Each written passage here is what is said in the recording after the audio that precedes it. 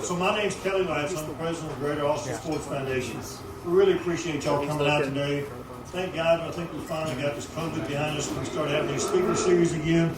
We've got some other events coming up. We'll talk about them on the tail end of this. But this part of the program, we've got the patio till 6:30. So until about 5:45, Bob and Reid are going to visit with each other, and we get to listen in.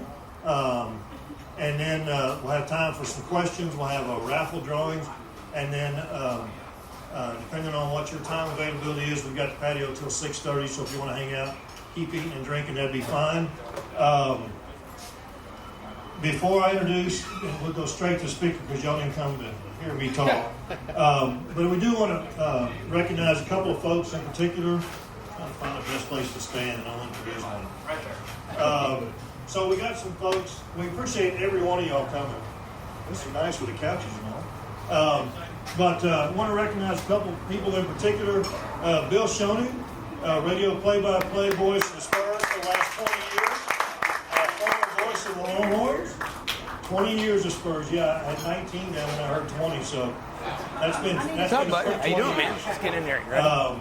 And Rick can too. I have not seen Rick. Did he make it here for the Statesman? Okay. We want to recognize Rick who's here. We have a former Sports Foundation President, Ronnie Reynolds, who's here also.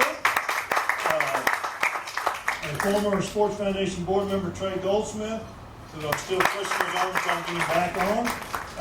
Another former Sports Foundation Board Member and the daughter of one of our Hall of Honor members, Marvin Cantor. Shelly Cantor is here. And we can't do any of this stuff without Jeff Power, our official videographer of the Greater Austin Sports Foundation. If you guys have not been to our Greater Austin Sports Foundation website, please go there and see some of the work that Jeff's done on our 2020 honorees. Since we couldn't have our event last year because of COVID, Jeff did some fantastic videos. We had very little material, and he turned into works of art. So thank you, Jeff. Also, JJ Gotch, COO. Where did JJ go? There he is, JJ. Sandy Sports Entertainment. JJ, good to see you again. This is the VIP section. Well, almost. All right, let me get out of the way and turn this over to Bob. Bob Ballou from KI CBS Sports Director. Thank you, Ted. How you guys doing? All right. For this VIP section, can y'all flip sides because the people behind you are much better looking. So if y'all could just flip with them. I'm sorry, JJ. It's the way it is. I'm on the radio. What do you want? But we broadcast radio now, so it's all good. Thank you guys for being here. 15 months and 3 days ago was our last Greater Austin Sports Foundation Speaker Series. So this is awesome to be back in person and have the opportunity to do this. And what a joy it is today to welcome in one of the best. You guys know Reid Ryan. That's why you're here. Glad to be here. And you guys may know some of the information I'm going to spout out tonight, so I apologize for that. But I do want to make sure the people that don't get a chance to really know Reid and his wife Nicole. Son Jackson is now down in San Antonio working with the Texas Collegiate League. Yep. Daughter Victoria just finished her freshman year at Texas A&M. Daughter Ella just won a state softball championship and finished her sophomore year down in Houston. So if you didn't know, it's kind of an athletic baseball family. So Reid, I'm gonna kind of back and forth with you here. So I'll start there with the family part of this. Who's the best athlete in your family? Ella, my youngest daughter, without a doubt. But she's probably only slightly better than my mom, Ruth. So it's the women in the family. Yeah, no doubt about it. Now, I feel like Reid's being a little modest there. For those of you that don't know, you may know a little bit about Reid's baseball career, but his greatest athletic achievement just came a couple weeks ago when he won the Thursday Night Men's Tennis League. Yes. He was how about a big hand for that? He was part of a team called the Bus Drivers, but you have to tell us the story of the celebration because that's the best part. Yeah, happy to. So when we got started here in Round Rock in the late 90s, we were much younger. JJ and I were in our 20s, and we had a flag football team at Old Settlers Park, and Dennis Klein, who is the head groundskeeper for the Texas Rangers today. Dennis has been there probably, 15 years. He was our groundskeeper in Round Rock, and he said, will you sponsor a team for flag football? I said, sure.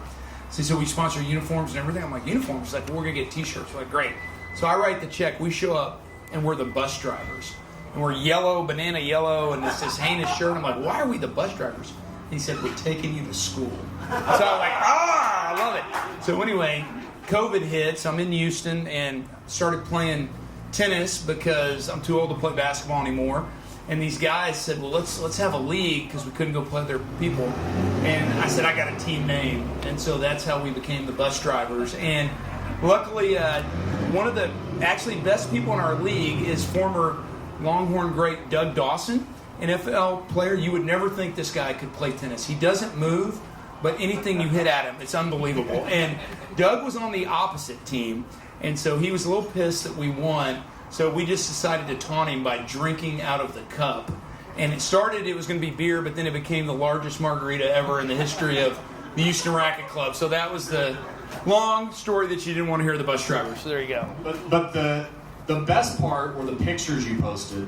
Yeah. Because you got to tell us how you got convertible buses to drive around and celebrate.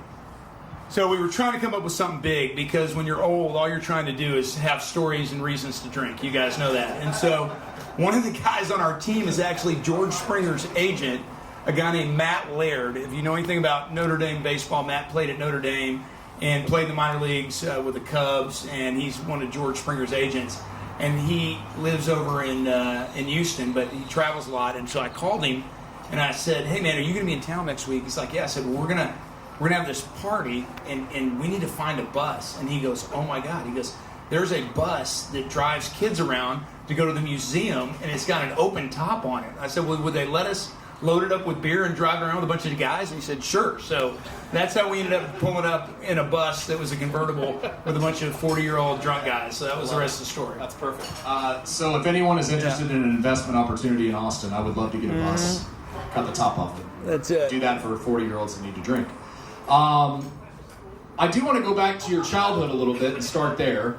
And it won't be a year by year, I promise. We only have till 6. But I do want to start there because I want to know, all of us, I would imagine everybody here was a huge fan of Nolan growing up. He was my favorite player. I'm sure same thing for many of you guys. What was it like growing up with Nolan as your dad, growing up in a baseball family, but knowing that your dad was that prominent in Major League Baseball as a kid? What was that like for you and Reese? So I'll tell everybody, I had kind of the greatest childhood ever. I grew up in Alvin, Texas, which is a lot like Mayberry. And what I mean by that is we had one high school in the town. Everybody knew you. I tell people today, it was probably a lot like growing up in Taylor, maybe 30 years ago. It was close enough to Houston that if you needed something, you could go, kind of like Taylor's close enough to Austin. But everybody went to the high school football game, everybody went to the basketball game. And so that's where we lived. We lived in Alvin. And my dad played baseball, and he was in California and in New York. And it was like, hey, there's, Tom, the electrician, and there's Nolan, the baseball player, because none of the games were on TV. The people in Alvin didn't see him. They just knew we left, and he played baseball. And, the games weren't on really until the mid-'80s when cable television came about. And so that was when he came back to Houston. And so in Alvin, he was just always Nolan. And we had that life, and it was great. And just because my dad played baseball made us no better than anybody else. But during the summer, I got this neat childhood of getting to grow up at the Astrodome, travel around, hit it everywhere from Fenway to Yankee Stadium to, Dodger Stadium, you name it. I got to have a uniform, fly on the charter, hit, pitch, go to the bullpen, work in the clubhouse. And it really gave me an appreciation for if you can find something you're passionate for, it makes your work fun, then you're really not working. And that was the joy I got out of growing up in a major league clubhouse, was that I ended up having a passion for the game of baseball, and I wanted to make it a career. What was Nolan like as a dad? So my dad's the youngest of 6 kids, Depression-era parents. All of the kids went to college and had multiple degrees except for my dad. And his parents worked 2 jobs to put all those kids through college. And so he used to always say to me, you know, he played 27 years, so you know how long he played and the work ethic and everything. But he would be like, you know, hey, I can't do that because I need to work out today.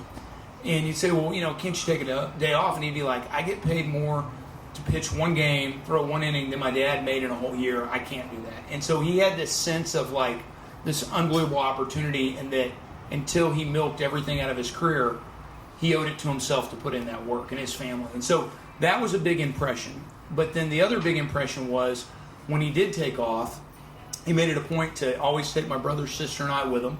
So we were big into hunting and fishing because he wanted to get away from sports and life, but he always took us. And then when he played during the summers, he always took us on the road. And that was different because a lot of players didn't want their families and kids around, but we were always around. And so it was special. We have a real tight bond even today. My brother Reese and JJ and I work together. We've been working together for 20-something years. And I tell folks, when you circle the wagons with a tight group like that, you have a lot of trust in each other and a lot of commonality. And so that's what the three siblings, the Ryan kids, have together. And we owe it to the commitment my mom and dad made to us back then. That's probably the best Nolan story you can tell. I will ask you for a few Nolan stories later, but I'll let you think on that, which ones you want to tell. I think you've told me a few that you can't tell everybody, okay. So come up with a couple that you do want to tell. You did end up playing baseball. Yep. Came to Texas, transferred to TCU. In 1992, Reid led TCU in wins with 5, but led the team, that was the most important.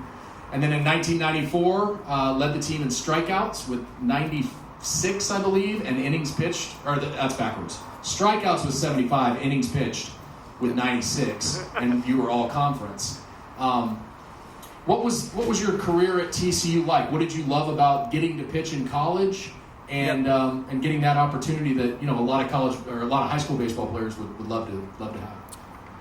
So I was very fortunate to get to play in college. I always grew up a Longhorn fan, wanted to go to UT, and I was fortunate enough to get a chance to go. But as you guys know, baseball's changed a lot. Bill was there back in the day. The year that I came to Texas, 90-91, was the last year of the old rules. And what I mean by that is we had 30 fall games and 60-something spring games. And with 11, whatever it is, 0.3 scholarship, 2 scholarships, whatever, I didn't realize how many people Gus had coming on the team. So when we showed up, every day was practice started at 1, and we would normally stretch, do infield, take batting practice, and we would do skills, and then we would scrimmage 21 innings a day. And you would have 3 teams, you'd play 1 and 2, 2 and 3, 1 and 3, and in between you'd go to study hall at the stadium. And so we were there at the Dish from 1 to 10:30 at night, every night. And it was a lot of baseball. And I thought, hey, great, man. Everybody's playing in the fall. This is awesome. And then we got the spring, and literally about 18 people played. And the rest of us just watched. And so I only got into a handful of games. Wasn't a really good player. And just knew from being in Major League Baseball my whole life, if you're not playing, you're not getting better. And there's the physical side of baseball, which many times teams draft. That guy's big, tall, strong, throws hard, but they're not good at the skill of playing baseball. And so I've been recruited by a couple schools, and TCU was one of them, and it was the worst field in the conference. Loved the coach, but it was just terrible. It was worse than my high school field. And if you don't know what I'm talking about, it's not the stadium they have today. There was a parking lot in center, you guys are going to laugh, that was concrete that started at about 350 in center and went up about 45 feet, and the ball was in play. And it was so a line drive to center would hit it and then carry them, maybe to second, maybe to left field, maybe to right field. JJ played there with me. It was the weirdest stadium, and it was terrible. And so I was like, I'm not going to TCU at all. But then when I decided to transfer, I wanted to go be by Tom House. We were talking about Tom earlier. He was my dad's pitching coach. And I really wanted to be with Tim Grieve and Adam Robson and a guy, Bill Ziegler's son, because all 3 of those guys' dads worked for the Texas Rangers. One was the GM, one was the hitting coach, one was the trainer. And I was working out with their kids at the old Arlington Stadium, and they were all on the TCU team. And so we ended up getting JJ transferred over there with us, and it ended up being great. We went from worst to first, and it was a neat story. And our team really launched what ended up being the fundraising and the new stadium. And so even though we didn't go to the College World Series, our team kind of paved the way for all the success they've had since then. But I will say this about college baseball. I love the tournament. I've watched almost every one of the regionals this week. You're never out of it. It's the best days of your life. The talent level is so really, honestly, equally spread once you start looking at how many guys actually get drafted and then end up making it to A-ball, AA, AAA, and on. Anybody can win on any given day, and that's what makes it fun. And it's really a lot of times about camaraderie and chemistry and the team that really gels the best. Maybe not isn't the best team, scout-wise that wins, and that's what makes it fun.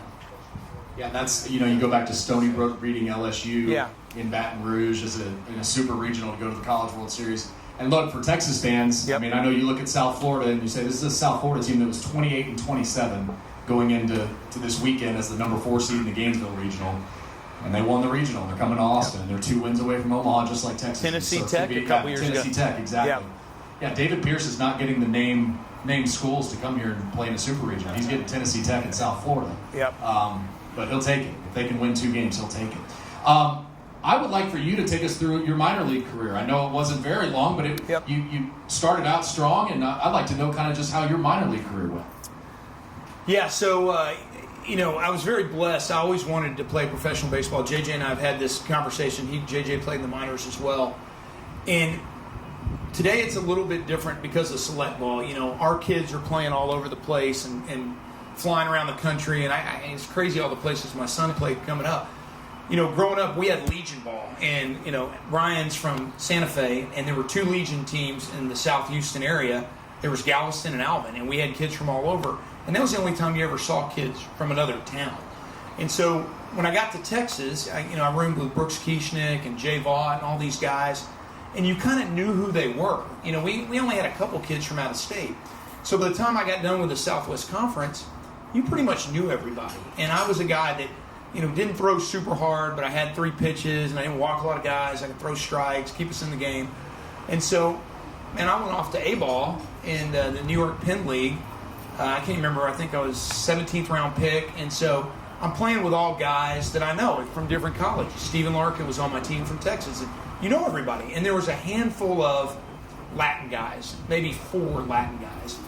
Because what happens is, in short season, it's all the college guys, no high school guys. They go to, rookie ball. And then it's the guys that have been in extended spring that are probably 21-year-old Latin guys that are coming up.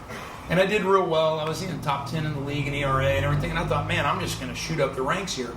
Well, the next year I got to spring training, and you're from guys that are 40 to guys that are 16. And you start realizing half of these people can never even get in college. And there's no upper age limit like college at 22, 23. There's no lower age limit, and it's a business. And it's about one thing: getting the GM paid by having him win, getting the manager paid by having him win, and every one of you are just basically a piece of a cog. And so I really struggled in 95, and I'll tell you guys why. If you remember, in 94, there was a strike. And so we went ahead and finished out the season, the minor leaguers, after the strike. No World Series in 94. And so 95, we came to spring training, and basically they said, we need to know right now who will be a strike breaker and who won't. At the end of the day, if you remember 95, every major league club played 2 exhibition games with scabs. And a lot of people, as you guys know, one of my favorite guys, Kevin Millar, was a strike breaker. And so, to this day, a lot of times, he won't get pension, he won't get other things, even though he had a really long career. So I decided I couldn't be a strike breaker because my dad pitched 27 years in the majors. So from the first day of spring training until the last day, all I did was go on field, 12 in the corner and pick up baseballs. And so I didn't really get to have a spring training.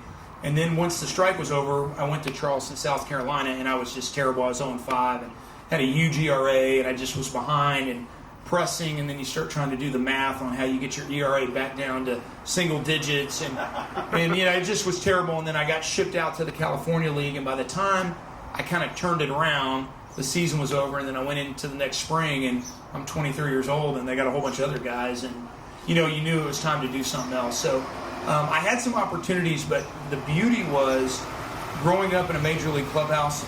I know how hard it is to be a major leaguer, and I was real easy to look in the mirror and say I could spend 5, 6, 7 years kicking around, or I could go do something big with my life, and ended up being the Round Rock Express. So that, it's funny because you think about, if you would take us through 96 to 2000, because everybody knows that the creation of the Round Rock Express was 2000. That's when you guys got going. But what did you do in between there to prepare yourself to get to that point where you could do something as big as that? So I get released in spring training in 96, and I went back to Fort Worth because I actually was getting married. My wife, she's much younger than me, 3 years, but she was in school and said yes. I'm not sure why, but so we were getting married in October of 96, and actually I was working. We were talking about it. I started working in the television business, so I ended up working for Fox Sports Southwest back then as the Big 12 reporter. And so I was going out on the road, and I used to work with Jeff back in the day. He did Rangers Report, and I was doing sideline reporting, filling in for the Rangers, and just kind of picking up odd jobs at WBAP, being a PA or whatever. And one night I was up at the ballpark waiting to do my live hit, and I was like, man, I'm going to start a minor league team. And the reason that I thought that was when I was at UT was when the Phoenix Firebirds were trying to come here. And I kind of watched it from afar. And I had never been in a minor league game until the first one I played in. I mean, 27 years in the major leagues for Nolan, he never played in the minors, hardly at all. And so anyway, I went home that night and told my wife, I said, hey, I think I want to go start a minor league team in Austin. And she was like, great, leave me alone. I'm going back to bed. And so I just started doing research and calling people and finding out what's it take to buy a team and where are teams and what does it take to move a team. And so by the time, really 98 got there, I had targeted the Jackson Generals, had contacted the owner, Con Maloney, and, had talked to Charlie Culpepper and a bunch of people here in Austin, and just decided we were going to buy this team, raise some money, and we were going to come reboot the way minor league baseball was done. And really we built a stadium that every other stadium has pretty much mimicked since then. First of all, why do wives always answer that way? Because mine always wives. said, great, I'm going back to bed. Yeah, exactly. Okay, we just won the lottery, it's no big deal. Why Round Rock? What was it about Round Rock that made it so appealing to you? I mean, obviously Austin then is not what Austin was now, but it was still a really good spot. But why Round Rock? So it's a funny story. So when I came in, and a lot of these guys have heard this story, but I went down to San Marcos, talked to them. I talked to Kirk Watson. He was mayor of Austin at the time. And he wanted me to go out on the other side of Decker Lake where 130 was towards Manor, and really that wasn't going to work. And talked to Georgetown and talked to Round Rock. And Round Rock had a failed baseball attempt. And we ended up contacting Steve Murdoch. Y'all know who he is? He's the state demographer. And we said, where is the center of Austin going to be in 2020? And at the time, he said it's going to be right where basically we picked. Now it's not. It's a little bit further towards Cedar Park now, but not far off. And there's going to be 2-3 million people here, eventually. And so we picked it long-term success, where the growth patterns were going to be. And we knew, there's benefits. If we were downtown, our first choice was to go where the old Braves Stadium was. The Atlanta Braves were here for many years, and they were where the Palmer Events Center is today. And to me, that would be the most beautiful, picturesque stadium in baseball. You'd have a lot of people downtown, and there's pluses with that. But with the traffic, it'd be hard for people to run back to the suburbs, north, south, whatever, get their kids and come back. So we ended up choosing, and you got to go either south or north, and we chose north because of the toll roads and everything that were coming in, to be closer to rooftops and kids and families. And really, we felt like that was our niche, was kids and families. And Round Rock had a rich history of baseball. A lot of big leaguers have come out of here. And with the amount of guys at the University of Texas, this is a highly educated baseball market that respects quality baseball. And they have. And we've never really been about the gimmicks. We've always been about the quality of the game. Did you know at the time it wasn't as easy as just creating a minor league team and winning a championship the first year? Or did you just think that's what was going to happen? We got lucky. You know what? It's so funny. If I knew today what I didn't know back then, I don't know if I would have done it. And it was that perfect mix. And JJ was the first employee. I called JJ. We were teammates at TCU. He was working out in LA, and I said, dude, I'm doing this thing. I need you in Austin. Come help me. And so, we've been together 22 years now, 23 years.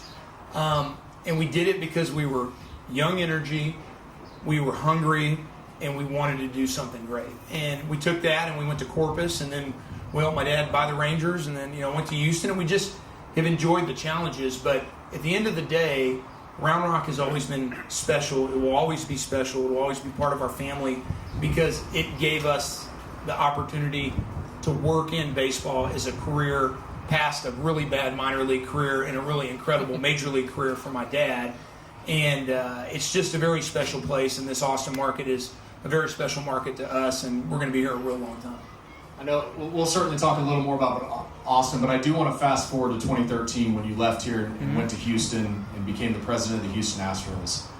First of all, what an unbelievable thing to even say. I'm sure in 2000 that wasn't something you had your mindset on or pictured or anything like that, but my first question would be, and this isn't a knock on anyone before you in Houston, but how bad was it when you got there? Because we all see the last 6 years of success that the Astros have had, but when you got there, I think it's pretty easy to forget. Things were rough, and it was you were taking over a pretty big project to try to turn this thing around. How bad was it when you got there?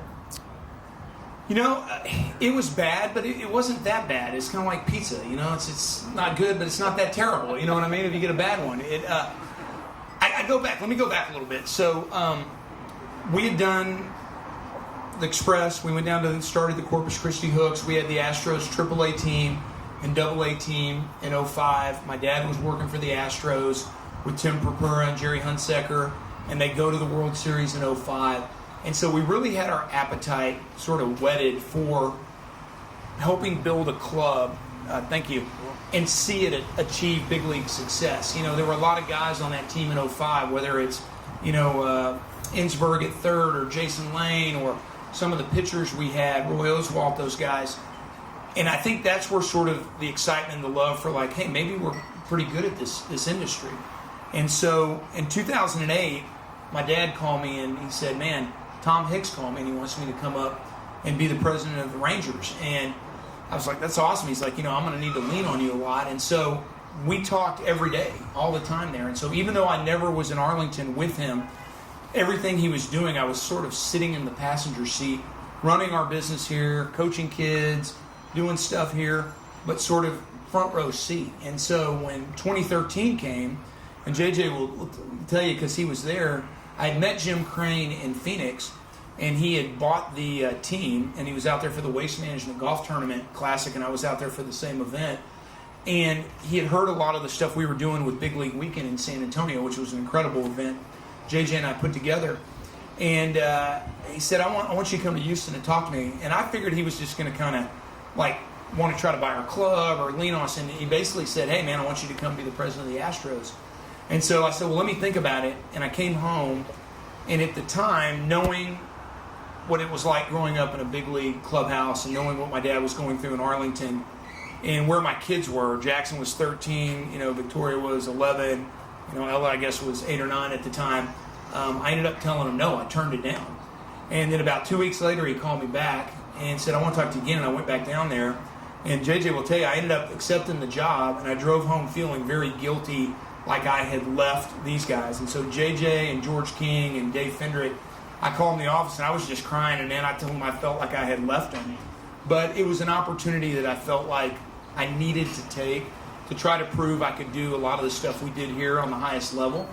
And when I got to Houston, because I grew up an Astros fan, even though I was born and my dad was with the Mets, and my kind of young years till 8 were in California, and I love the Angels. There's some awesome memories there. Your formative years when you're in Little League Baseball, and that team stayed together of Jose Cruz and Terry Poole and Craig Reynolds and Mike Scott and Alan Ashby and Dickie. You could name them all, and they were together almost a decade. The town has a deep appreciation for that club. In a lot of ways, like the national championship team here against USC. That team is burned into anybody's kind of DNA that's, under the age of 40. You know what I mean? And so I knew the fans' desire, and I knew what they wanted, and all they knew was heartbreak. They had their heart broken in Houston, from Cougars to the Oilers to everybody, and then the joy from the Rockets was like, well, Jordan wasn't playing, and people would always negate it, you know.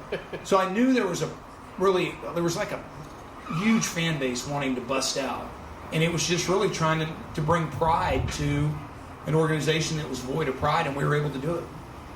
Well, when you did it, you took a lot of the same characteristics that you built the foundation of the Express on, which I think I remember having conversations with you in 2013, 14, 15, that time period.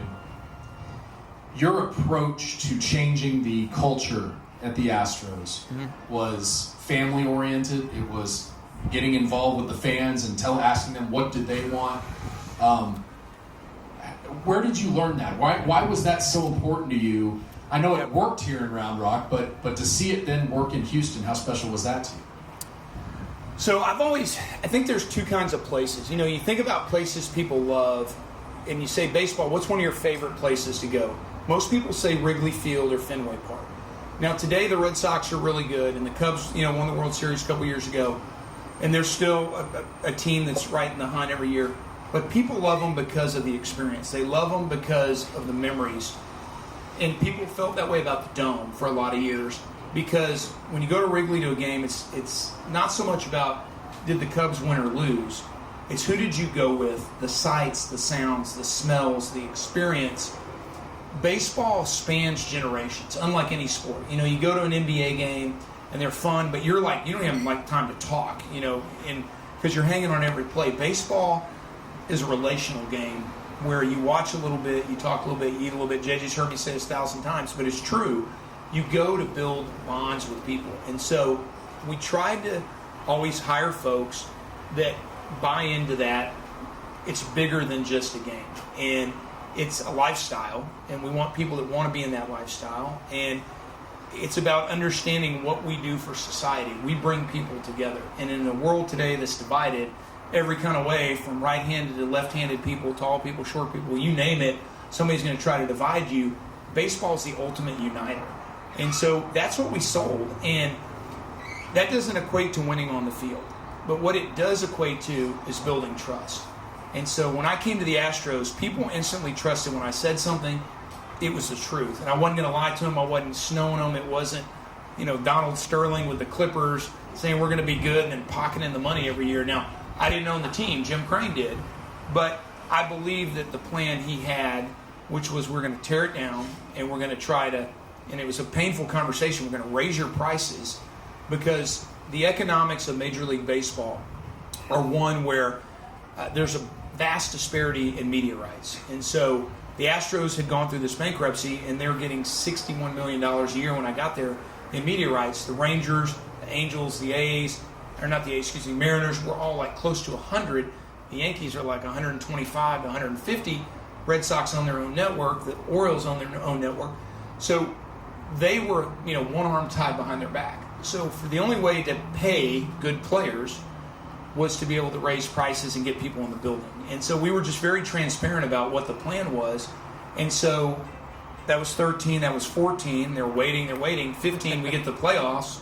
We beat the Yankees. And the great thing about baseball is, you know, anything can happen in a short series. It's not always the best team. The Yankees would have won that series. We played 7, probably 5. They probably won it, maybe even 3. But in a one-game wild card, Dallas Keuchel had a great game, and we win. And then we go on, and we really should have beat the Royals that year. I mean, we had them on the ropes if Correa doesn't boot that ball. And so people bought in. They bought into what we were saying was going to happen.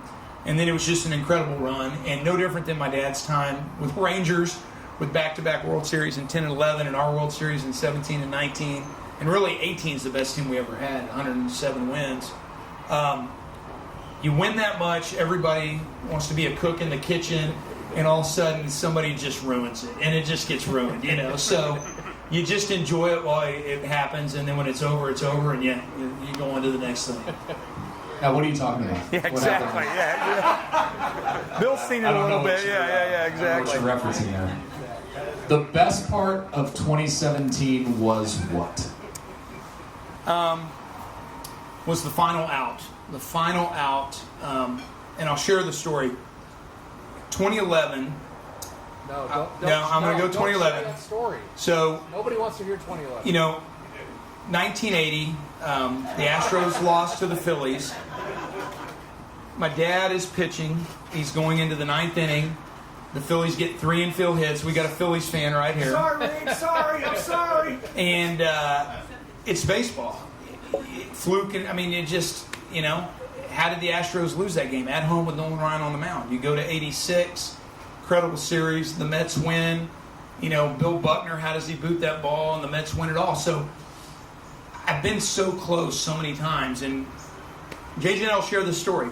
We were going to take TCU the first ever College World Series. We were up 8 runs on Oklahoma State in the 8th inning with an All-American closer who gave up 9 runs without getting an out, and there was like 2 hard hit balls. It happens. And so in 11, I was sitting by my dad. We're 1 strike away, front row, St. Louis, and it was really strange because they had already had a plan to get the wives and family on the field. And so all the players' wives were up the tunnel. And slowly, as you got 1 out in the 9th, 2 outs in the 9th, they all started creeping to now, like you could see them, they're in the dugout. Like the wives are in the dugout, like kind of at the tunnel, and guys are on the top rail and they're ready to jump over. And then all of a sudden, boom, balls hit the Nelson Cruz, he missed it, and you guys know the rest. So I told Nicole, I said, I'm not going to count outs, I'm not going to count anything. I'm going to pretend in my mind that we're losing this game and I'm setting myself up for heartbreak again. And I just kept going to her, we're going to blow it. We're going to blow it just the whole time. We're going to just crap the bed here. This is just not going to happen.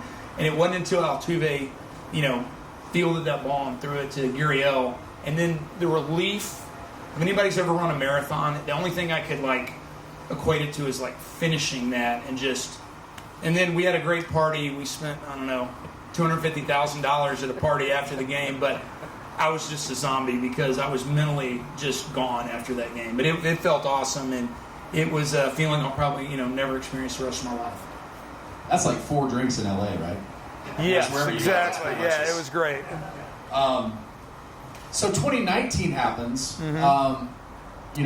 It was funny, the Mavs-Clippers series that just finished up. If the Mavs win that game, it's the only time in NBA history a road team's won 7 games. In any of the 4 major sports, the only time it's ever happened was Nationals-Astros. How tough was that? How tough is that as an Astros fan, as everything you put into it and everything that goes into it to lose a World Series? Is it maybe a little less even because you won it 2 years ago and there's not the, oh my God, we still haven't won it. I've gone through all these games you just went through.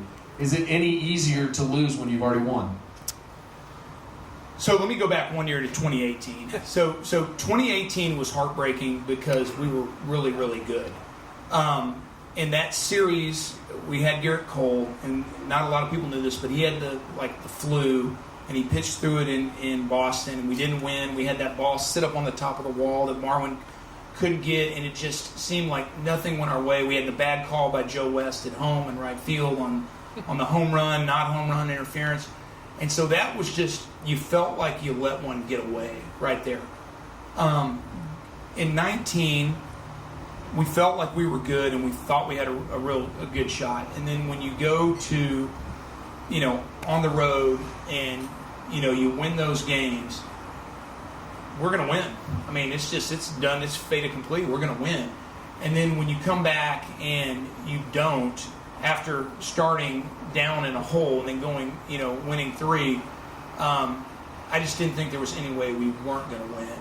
And what was interesting about that was we went into that World Series with a dark cloud hanging over our team because of a bunch of stuff that had happened, one of them with our assistant GM, and there was just so much negativity around the Astros and everything that had happened from 2017 on. Nobody wanted to see us win, and it was kind of like us against the world. But also, you felt like we're gonna win, and we're gonna spike the football kind of. And after the game was over, I sat in AJ Hinch's office for probably till like 2 a.m. just he and I hanging out, and guys were coming in. We knew Garrett Cole wasn't coming back, and guys were kind of reliving the game. And the respect was, even though he didn't go to Garrett Cole, who knows if he would have closed the game out or not, he went with Will Harris because Will Harris had got us there all year, and that's the kind of manager he is. And Will made a good pitch, and the guy just hit it out. And like my dad said after the game, he goes, what's sad is he goes, that ball's only out of 3 ballparks in Major League Baseball. I mean, Minute Maid Park happened to be one of them. And so it was their time. And so, as you know, you got to be lucky. It's not always about who's good. And they sort of came up at the right time. And we played a 9-game series. We probably would have won it, but that's the way it went. They won 7, and you went away feeling like after the run was over, and even last year in some ways, that we could have very easily, not that it was done, could have won 3 in a row. I felt like we could have easily won 3 in a row, but we were lucky to have 1 because you don't want to be the Braves and go 9 times and only get 1. So 1 out of 3 is not bad. So I would imagine if you asked JJ, he would probably say you didn't leave him, like you said in 2013. But how special was it to come back and to get to be a part of all of this stuff again on the other side of leading your Astros career? Well, I always knew I was going to come back, and we had talked about it. I still talk to these guys, even when I was in Houston, often. But what I wanted to do is I wanted people to know I'm not going to be back like the old Reid Ryan that was back where I'm at the ballpark every night, because when I left, other people had to grow. And Chris Almendarez, who's our president, has done a great job of growing into that role. Tim Jackson has done a great job of growing into the GM role. And so we're doing a lot of different things now as a company. We're doing concessions. We run a lot of the facilities around town. We're building, both natural and artificial surface fields all over the United States right now. And we have this new relationship with Major League Baseball. And the good thing is I came away with 8 years of relationships with New York and the league office. And so when I came back, I wanted to be with these guys to support them, to help them from what I've learned. And we're implementing some of the stuff I've learned. But really what I wanted to do was try to help make this transition with minor league and Major League Baseball a good one. And so I ran for the board of Major League Baseball to represent AAA. So the 30 AAA teams voted me in. I won 20-10, and so that was a great feeling to know that they, wanted me to represent them.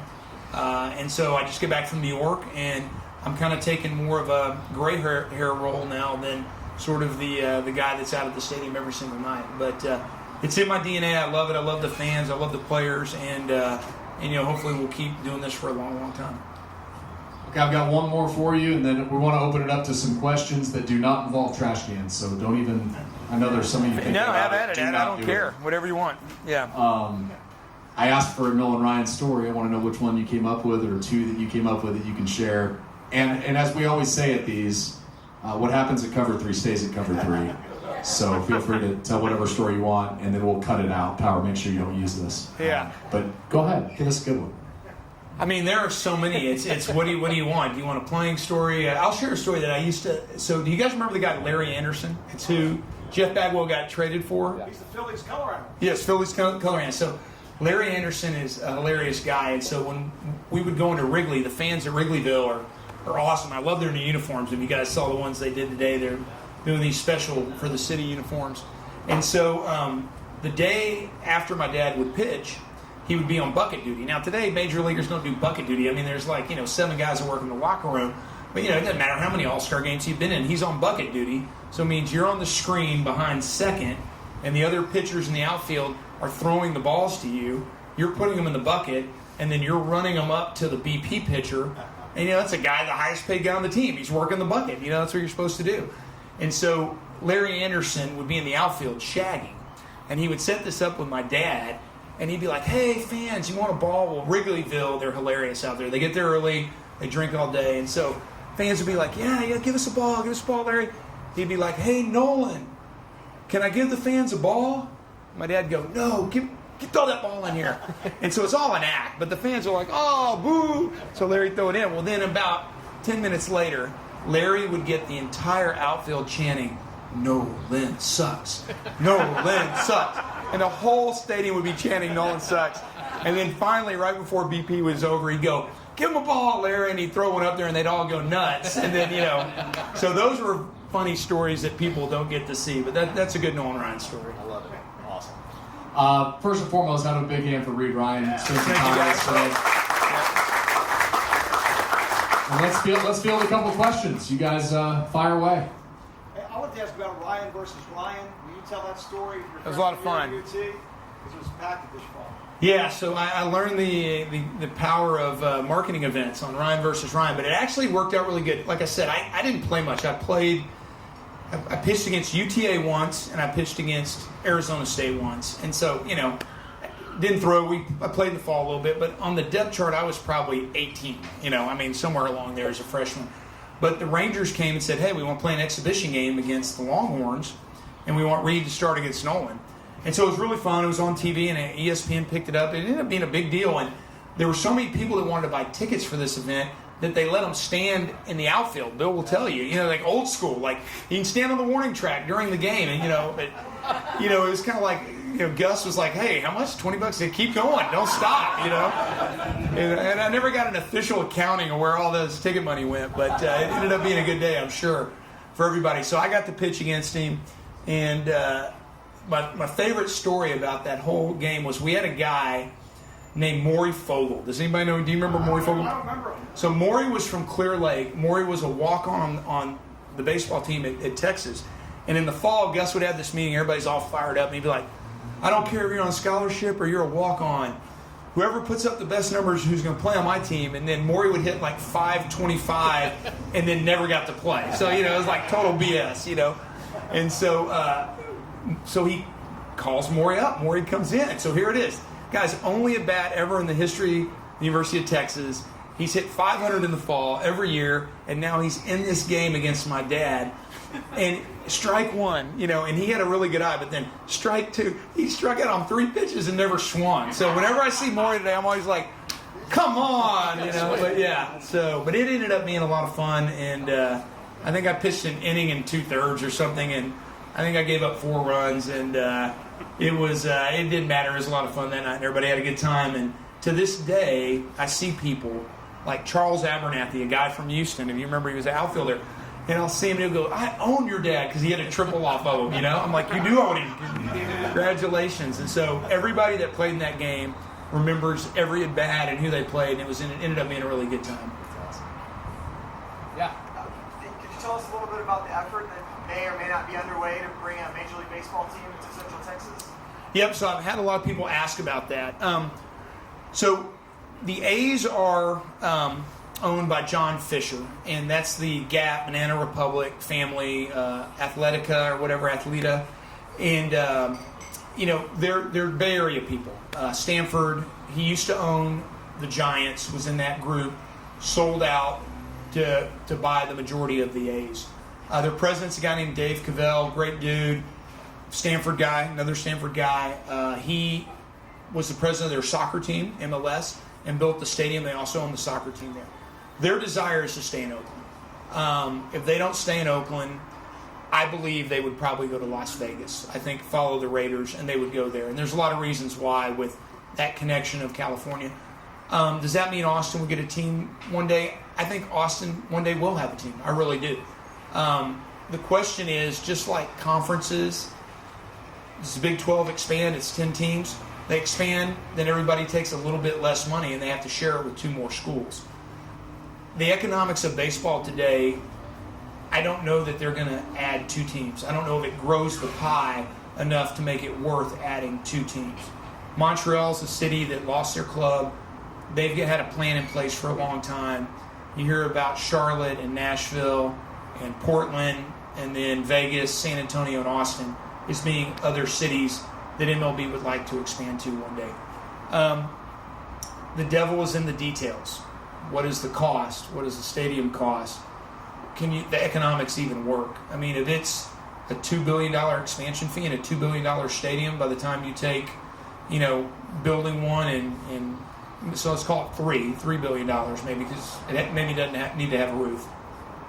That's a lot of money, and then what are the economics behind it? If it's not supported by the league office in some type of subsidy, and in baseball, we're getting really deep in the weeds, but in my time with Houston, we moved from a revenue receiver to a revenue payer. There's a market 15. 15 teams are not eligible for revenue sharing. 15 teams are eligible for revenue sharing. And then it's based on how much your payroll is and what are your total revenues. And then they go back and forth. And then the people that receive them have to spend them on baseball operations. So you couldn't support debt payment, you couldn't support bank debt, you couldn't support a fee back to the league. So I don't know the economics work right now, to be honest with you. But that doesn't mean that the league couldn't cut a sweetheart deal. They want to make it happen and say defer payments on the expansion fee for 40 years or something. It could possibly happen. So biggest thing coming up right now is the next labor deal. I was there for the last one. What ended up happening of the unintended consequences of the last labor deal meant that not many players take the qualifying offer. And because not many players take the qualifying offer, the people that are getting squeezed out are veteran players in the game. And so there's a lot of right sizing that has to happen in this next agreement. But then the issue between the haves and the top 5 revenue clubs in baseball are the Yankees, the Red Sox, the Cubs, the Dodgers, and the Giants. And in my time in Houston, we went from like 27th to 5th. We bumped the Giants for a year, but they were rebuilding. Those teams played a different level than everybody else. Then you have the next 10, and then the bottom 15 are like Southland Conference compared to like SEC. So there's a lot of issues within baseball structurally itself that they have to work out. And any of the cities that you're talking about would not slot in the top 5, and they wouldn't slot in the next 10. They would slot in the bottom 15. And so all you're doing is making the problem worse. And so you're talking about a total redo. And what that redo is taking all media rights and doing like the NFL did and putting them into one bucket and sharing them equally. So, but the teams that have the advantage aren't going to want to give that up. So you're talking about almost a civil war inside the game of baseball. So that's way deep in the weeds, but that's your answer. So San Antonio really is a pawn for Oakland, because Oakland feels like, oh, we have the Raiders. We'll go to San Antonio. We'll make that. San Antonio will give us a stadium.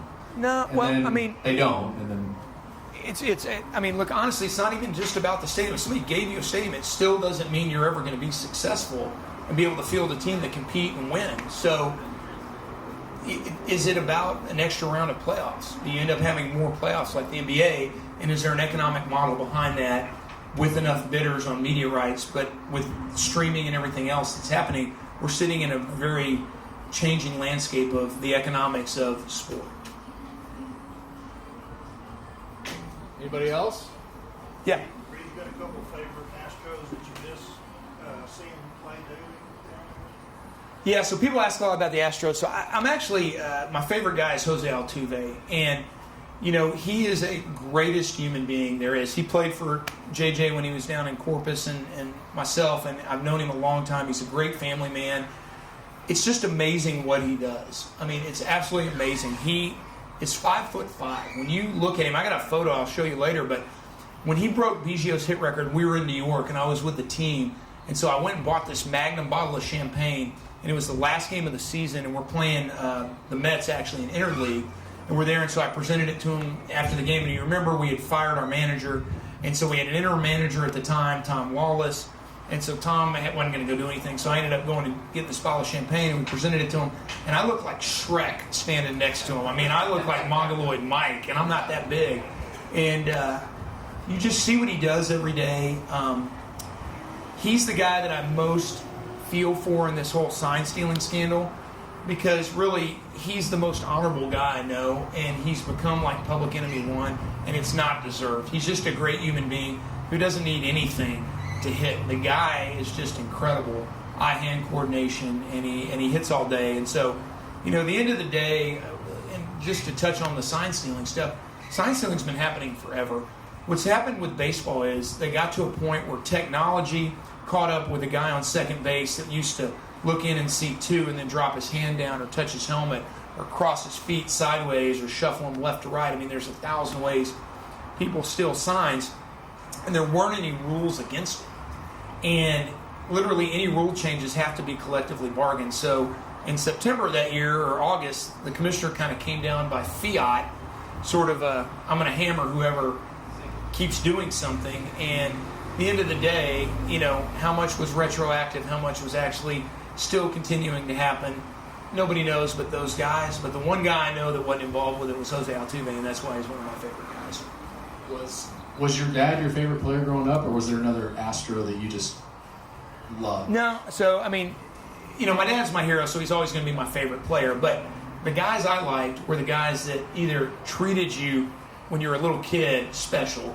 So, like Bill Dolly. Nobody knows Bill Dolly. He was a relief pitcher for the Astros. He was one of my favorite guys. Or, going back and, Cecilio Guante. Nobody knows who that guy was. They're like borderline major leaguers that you root for because they're nice people and you know what it means for them to, I tell everybody, the difference between being in Round Rock, guys are playing for $50,000, and being in the big leagues, you're playing for $500,000, and that's the pressure they're dealing with every single day. And, if you can get, 3.5 years up there, you go to arbitration, it's the difference from you playing for $500,000 to playing for $5 million. And if you can get to 7 years to where you become a free agent, it's the difference between playing for $5 million and playing for $25 million a year. And so each level, there's so much stress and pressure on guys that have been doing this since they were in Little League, which you guys honor, all of those coaches. You pull for them as human beings, and there's sacrifices, family, careers, kids, things that they put off to chase this dream just to play one day in the major leagues. And if you have ever meet somebody that played one day in the major leagues, they're one of 20,000 people in the game of baseball, in the history of baseball, to be in the major leagues for one day. If you meet somebody that played 10 years in the majors, that's, one of 2,000 people ever to play. You meet a Hall of Famer, that's one of 200 players to be in the Hall of Fame. So it's rare air to be a major leaguer for a day, and so that's why I always rooted for kind of the borderline guy, because you know how much it's worth.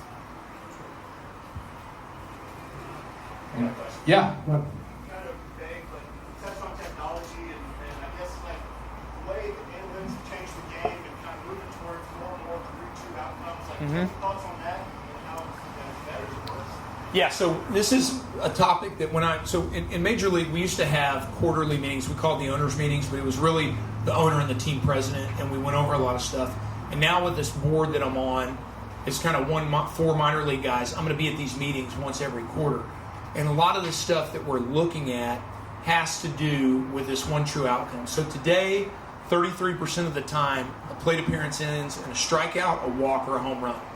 And it's because of analytics, it's because of shifting, it's because of how many guys are coming in, power pitchers, and they say, well, it's easier to try to swing for a home run or get a walk than us string 3 or 4 hits together to score a run. That's why nobody plays small ball anymore, because the stats say don't give up an out.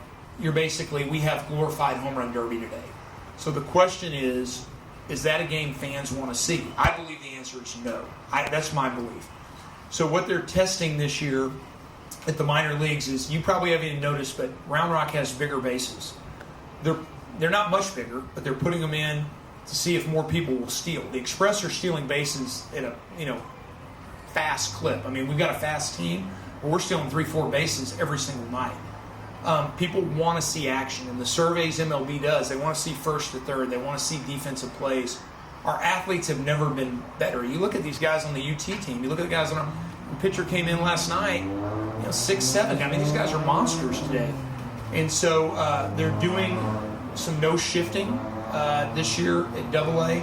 A-ball, they're doing no pickoffs. They're doing some really strange things that they're testing. But I believe what you're going to see is a shifting rule come out in the next CBA with the players, where shifting will be outlawed. That you're going to have 4 players on the dirt. And one of the things most people don't know is the dirt's not a uniform size. Some places the dirt's longer, some it's shorter. So I think you'll see a uniform field size from the infield in, and you'll see rules on no more shifting. And what that will do is it will help people, because the only guys getting paid right now are the power hitters and, the hard throwers. Those are the 2 guys that are getting paid. So my answer is I'd like to see it change. Yep. So, with all the, the allegations, with performance-enhancing drugs and, the sticky stuff, I mean, everyone, like you said earlier, cheats. Yep. But MLB plans on trying to harden down on that. Do you see the game of baseball, changing from going up to a new school, back to old school, or like developing into a new form? Yeah, so that's a good question. You know, guys have been using substances on their gloves. That's why you see so many black gloves. And I'll tell you an example. So when I was like president of the Astros, I won't say the guy's name. The guy came to me and said, "Hey, I need you to get rid of these orange hats." And I was like, "Well, why? We like selling the orange hats. Fans like the orange hats." He's like, "Orange hats show a lot of dirt. Orange hats show a lot of everything." And I was like, "What do you mean?" He's like, you know, I was like, okay. So if you notice, we went to bluebill hats with the orange top. Part of that is because the ball today does not have very good seams, and the ball today does not have any kind of tackiness. The ball in Japan, have you noticed, nobody has Tommy John surgery in Japan. Like, go look. Guys come here and they end up having Tommy John surgery, Japanese players, and I believe it's because of the friction of the ball. So baseball's kind of turned a blind eye to foreign substances because it's given guys better control. When you have guys throwing 100 miles an hour and everybody's throwing 100 miles an hour, you want better control. And so I think you're going to see changes in the ball. That's why Major League Baseball bought Rawlings. They own Rawlings now. Major League Baseball is overseeing all of the design of the balls. There's been a lot of ball studies. They changed the ball a little bit this year. So I think as the ball evolves and probably a better quality, and it's a high quality, but it'll be more moisture in the leather, then I think the outlawing of some of the foreign substances is fine. But there's two things. It's number of Tommy Johns, number of guys throwing hard, the ability, for guys not to get hit and have a better game. And as long as everybody's trying to have a better game, then, we'll come up with the right answers. Yep. Blake. Hey. Good to see Blake. What's the main thing that you learned growing up on the field, you developed on the field, playing sports, that you took into this? That was your biggest attribute? Yeah, I'll tell you what, the greatest thing I got to learn, and it's a guy that I love, but I'll use Charlie Kerfeld, as an example. Charlie Kerfeld came in, sensation for the Astros, relief pitcher, 86 team, ended up becoming very overweight, didn't take care of his body, ended up thinking he was going to pitch forever, in contrast to my dad, who always worked hard to maintain, his God-given abilities. And the lesson really is about never trying to stop getting better. Nothing in life is stagnant. You're either moving forward or you're falling behind. And so it's kind of like the Roger Clemens. His mom put a $100 bill in his back pocket when he left to, go to pro ball, and she didn't have $100 to get out, and said, just remember, every day somebody's trying to steal that money from you. And, that's really what I think comes out of sports is once you're in that competitive world, even though our businesses and our lives are competitive, nothing is ever quite that competitive. And Steve, played at a high level. There's a lot of people here that played at a high level. If you can take that into the workforce, and it's why we like hiring athletes, because they know how to compete, they know how to learn from their failures, they know how to set goals. And if you can do those things, and the biggest thing about baseball is dealing with failure. Nothing's going to go right all the time. You can deal with failure, you're going to be better off in the long run. So those are some of the lessons I learned. All right. Let's end on that one. Thank you. Big hand for Reid Ryan. Appreciate it. Thanks, guys. Thank you, Reid. I think that went well for you. Also, big hand for Bob Ballou, please. Yeah, thanks, Bob. Appreciate it, man. That was awesome.